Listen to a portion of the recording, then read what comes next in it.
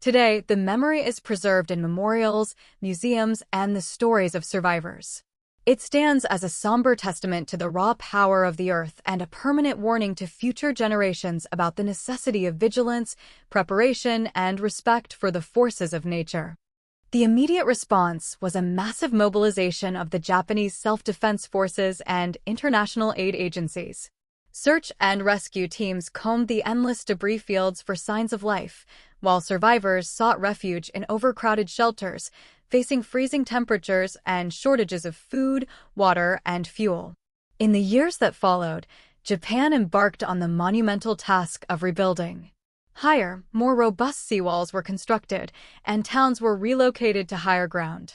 The event became a painful lesson in disaster preparedness for the world, studied for its seismic mechanics and its sobering reminder of nature's power.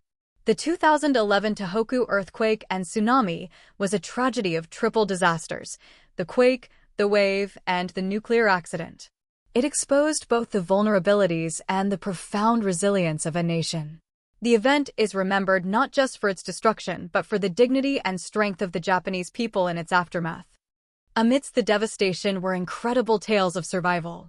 Individuals clung to rooftops as their houses floated away. Others raced to the top floors of the strongest buildings, watching in horror as the world below them dissolved into chaos.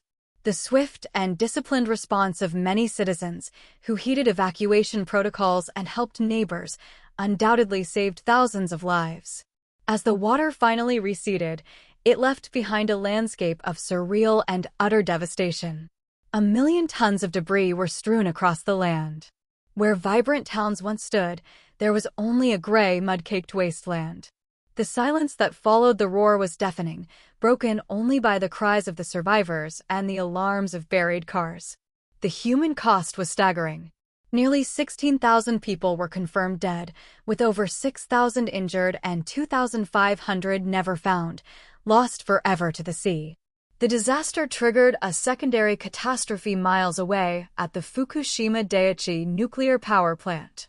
The tsunami swamped its backup generators, leading to a catastrophic meltdown and releasing radiation, creating an exclusion zone and a complex nuclear crisis that would persist for years.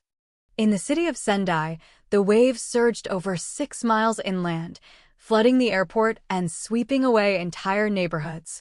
The town of Minamisanraku was virtually erased, with its iconic disaster prevention center tragically overwhelmed. Only the skeleton of its roof remained. Stories of heart-wrenching tragedy emerged, like the Okawa Elementary School, where 74 students and 10 staff perished despite having crucial evacuation time. The tsunami's fury was absolute. Concrete seawalls, designed for a different era of threats, were effortlessly overtopped and shattered. Houses were ripped from their foundations and became battering rams. Cars and ships were tossed like toys in a bathtub. The waves scoured the land, carrying with it a swirling slurry of mud, timber, vehicles, and unimaginable wreckage. It was a force of pure, indiscriminate destruction. What approached was not a single wave, but a relentless, black wall of debris-choked water, over 130 feet high in some places. It was not water in any recognizable form. It was a crushing, grinding liquid avalanche. It made no roar but a low, horrifying rumble that vibrated through the earth itself, the sound of impending oblivion. It moved inland with unstoppable force, swallowing entire communities whole. Within 20 minutes of the quake, the ocean began its ominous, terrifying retreat. In villages along the coastline, seasoned fishermen recognized this phenomenon, the sea sucking its breath before the strike, and screamed warnings. But for many, the sight of the seabed laid bare, with stranded fish flapping on the mud, was a bizarre curiosity, not a harbinger of doom. This eerie withdrawal was the only warning before the horizon turned dark. The shaking was terrifyingly long, lasting 6 relentless minutes. In Tokyo, skyscrapers swayed like metronomes. In Sendai, the ground buckled and split. The nation's advanced early warning systems blared across televisions and phones, giving precious seconds for many to take cover. But this cataclysmic upheaval was merely the opening act. Deep below the Pacific Ocean, the earthquake had displaced a colossal volume of water, displacing trillions of gallons and unleashing a monstrous energy pulse racing towards the coast at the speed of a jet plane. The afternoon of March 11, 2011, began like any other in Japan's Tohoku region. Under a crisp late-winter sky, life proceeded with customary order. Children were in school, offices were bustling, and fishermen prepared their boats. There was no indication that this day would be seared into history. At 2:46 p.m., the peace was violently shattered.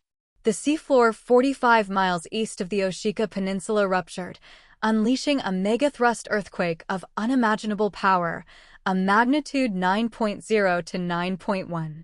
It was the most powerful quake ever to strike Japan and the fourth largest recorded globally.